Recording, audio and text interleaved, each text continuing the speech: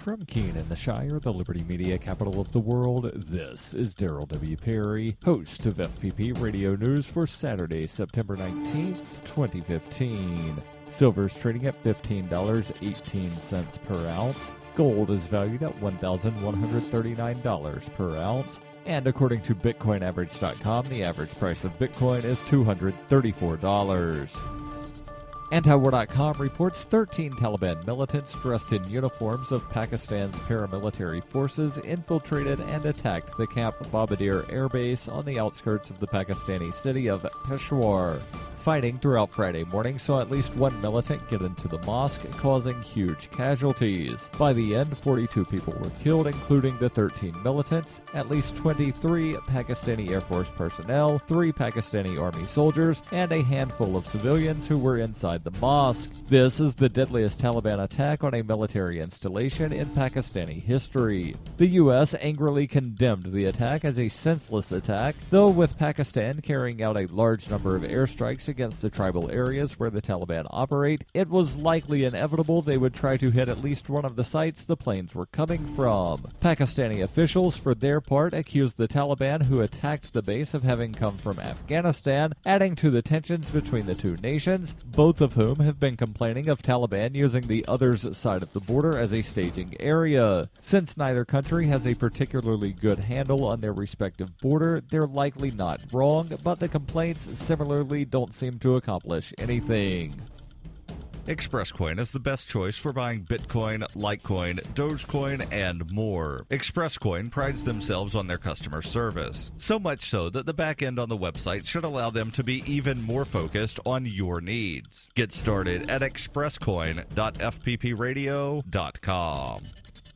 UPI reports Nebraska's shipment of lethal injection drugs obtained from India and banned by the U.S. Food and Drug Administration was denied because of improper paperwork. FedEx spokesman Jim McCluskey said improper or missing international paperwork filed by Indian pharmaceutical company Harris Pharma prompted FedEx to keep the shipment from being exported to the United States. Harris Pharma was paid $51,000 by the state of Nebraska for a shipment of sodium thiopental and pancuronium bromide, 2 of the 3 drugs used in Nebraska's lethal injection protocol. The drugs were ordered in May, prior to the legislature's abolition of the death penalty in the state. They were ordered despite a warning from the FDA that importation of foreign-made sodium thiopental is illegal. A similar warning was issued to Ohio, another state in search of the drug, in June. Since a boycott by European manufacturers of U.S. states seeking lethal injection drugs, states with capital punishment laws have encountered difficulty obtaining supplies. Some use special compounding pharmacies to custom make the drugs. The pharmacies' identities are kept secret. Other states have instituted other methods of execution. Tennessee brought back electrocution via electric chair, and Utah brought back the firing squad, although neither has executed an inmate using the methods recently.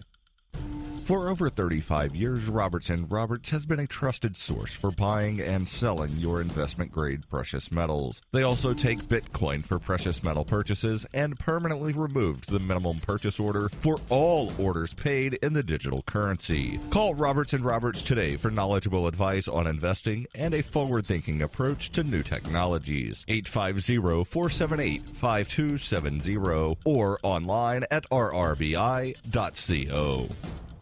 Reuters reports House Republicans voted to deny funds to women's health care provider Planned Parenthood for 1 year on Friday, but the action did little to quell party desires to use a spending bill as leverage in their fight to punish the group in an abortion controversy. Congress adjourned for the weekend with an October 1st government shutdown deadline fast approaching and no clear plan from Republican leaders for extending funding for federal agencies. Many conservative Republicans had called for the stopgap spending measure to deny funding to Planned Parenthood, but others in the party, aware of Democratic opposition, had said this would increase the likelihood of a second government shutdown in 2 years. House Speaker John Boehner, trying to release some steam from his caucus, chose to delay consideration of a spending bill vote and put the standalone defunding bill to a vote, along with the separate measure aimed at banning abortions that involve live births. Both measures easily passed, largely on party lines.